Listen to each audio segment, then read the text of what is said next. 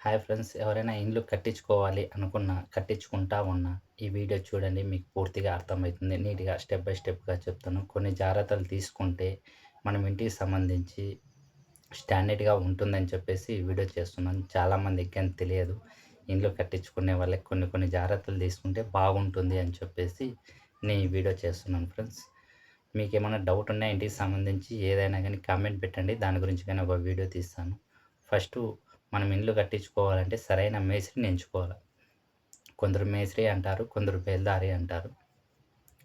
ఆ మేస్త్రి ఎలా చేస్తున్నాడు, ఏం కథ అని ఆయన ఇంతకుముందు కట్టిన ఇండ్లన్నా చూడాలి.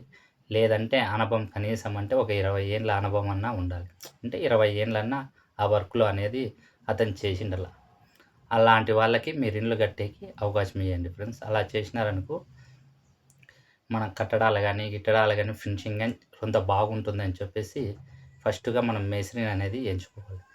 ఫస్ట్‌గా మనం మేస్త్రిని ఎంచుకున్న తర్వాత నెక్స్ట్ మనం ఏం చూసుకోవాలి, మన అనేది పిల్లర్స్ గురించి చెక్ చేసుకోవాలనమాట ఫస్ట్‌గా. ఏ కడ్డీ వాడుతున్నాము, ఏ కడ్డీ వాడలేదు. చాలామంది వచ్చేసి 10 12 వాడుతా ఉంటారు. ఇది కాదు ముఖ్యంగా వాడాల్సినది. మినిమమ్ నార్మల్ ఇండ్లకైనా 16, 12 అనేది వాడితే మంచి స్టాండర్డ్ అనేది ఉంటుందనమాట. కడ్డీ అనేది ఈ కడ్డీ వాడండి. మంచి స్టాండర్డ్‌గా ఉంటుంది. ఈ పుట్టింగ్‌లేసేటప్పుడు గానీ, పిల్లర్ నిలబెట్టేటప్పుడు గానీ, చాలామంది కింద పుట్టింగ్ ఏసేటప్పుడు అర్ధడుగు, 7 ఇంచులు ఇలా మందం మీద చాలా కొందరు తక్కువగా ఏస్తారు.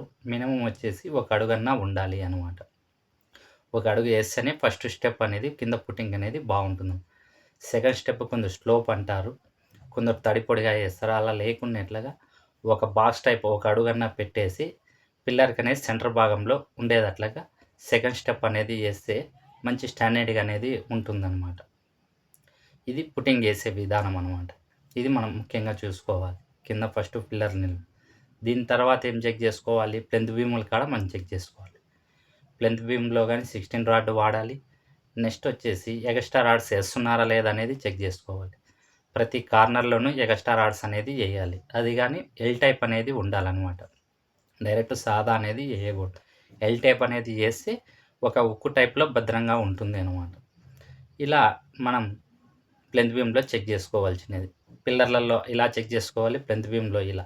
ఇలా చెక్ జేసుకుంటా ఉంటే ఇవి మైన్‌మైనవనమాట. అన్నింటికి మెయిన్‌కి సంబంధించి మాత్రమే చెప్తున్నాను. మీకిలా ఏంటివైనా డౌట్ వచ్చినా గానీ కామెంట్ పెట్టండి. దాని గురించి ఒక వీడియో పెడతాను ఫ్రెండ్స్. దాని తర్వాత ఈ గోడలకొచ్చే లోపల మనకి తూర్పు గోడ, ఉత్తరం గోడ అనేది మూలనేది ఒక హాఫ్ ఇంచ్ అనేది పెరిగిండాలి. మిగతా మూలలన్నీ మూలమట్టానికి ఉండాలి. కొందరు వాస్తు ప్రకారంగానే అంటారు. దేవుని మూల అనేది అప్పుడు ఒక ఇంచ్ అనేది పెరిగింటుంది. ఫ్యూచర్‌లో గానీ వాస్తుకి ఏ ఇబ్బంది అనేది గానీ ఉండదనమాట. మనం సన్‌సైడ్‌లో అంటాం చూడు, లోపల పక్క కిచెన్‌లలో, బెడ్‌రూమ్‌లలో ఎక్కడ ఏపిచ్చుకున్నా గానీ, ఎప్పుడైనా గానీ పడమట గోడకి, దక్షిణం గోడకి అనేది ఏపిచ్చుకోవాల సన్‌సైడ్. ఉత్తరం గోడకి, తూర్పు గోడకనేది ఏపిచ్చుకోకూడదనమాట.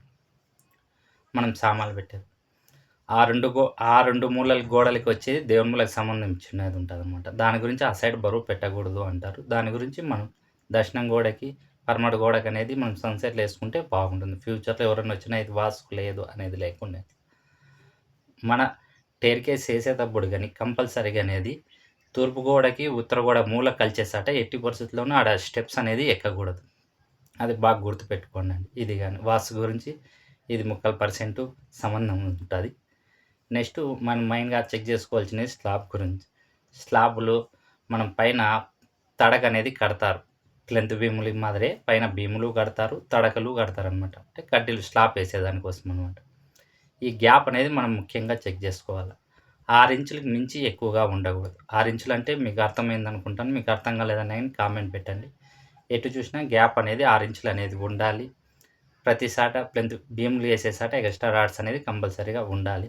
దాని తర్వాత మనం కంకర ఏసేటప్పుడు గానీ కవరింగ్ అనేది 100% ఉండాలి. కవరింగ్ ఉంటేనే స్లాబ్ అనేది భద్రంగా ఉంటుంది.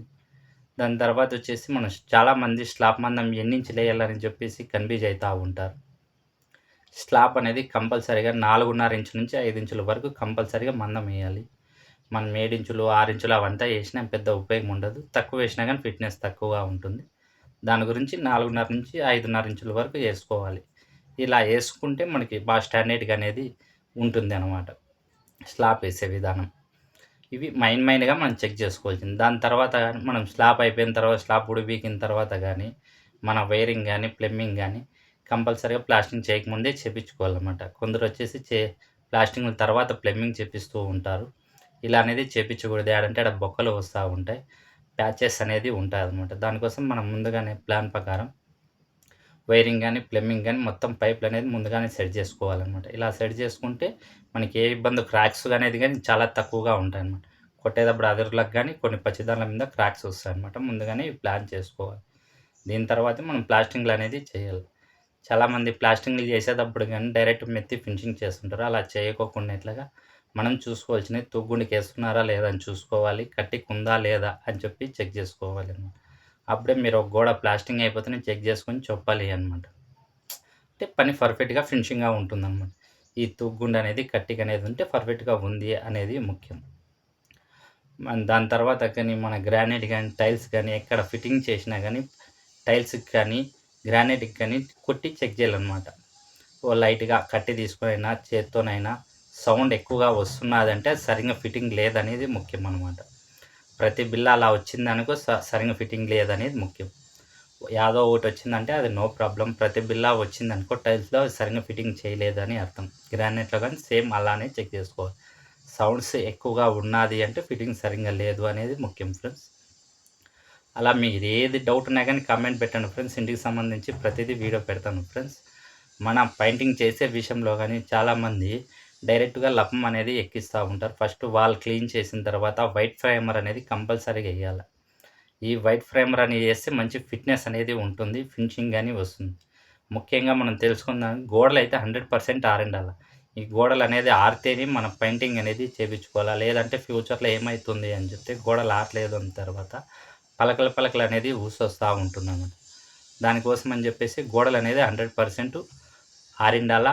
ఆరిండాలంటే కొందరికి తెలీదు ఎండిపోయిండాలన్నమాట. పొడిగా ఉండాలి. అలా ఉన్నప్పుడు మనం లపం పెట్టించుకొని దాన్ని పర్ఫెక్ట్‌గా మళ్ళా పేపర్ కొట్టేటప్పుడు గానీ చెక్ చేసుకోవాలి. ఏం చెక్ చేసుకోవాలా? లైటేసి లైట్ చెక్ చేసుకోవాలి. గోడ లోపలగా ఉందా? లేదా? అనేది. అప్పుడు ఫుల్ ఫినిషింగ్ అనేది ఉంటుంది పెయింటింగ్‌లో గానీ ఫ్రెండ్స్. ఇలా ఇంటికి సంబంధించి మీరేం డౌట్ ఉన్నా గానీ కామెంట్ పెట్టండి. మీకోసం అనేది ఒక వీడియో చేస్తాను ఫ్రెండ్స్. ఇంటికి సంబంధించి మెయిన్ పార్ట్‌లన్నీ చెప్పాను. మీకేమైనా డౌట్ ఉంటే కామెంట్ పెట్టండి. నచ్చినట్లయితే ఒక లైక్ చేయండి ఫ్రెండ్స్. ఉంటా. బాయ్.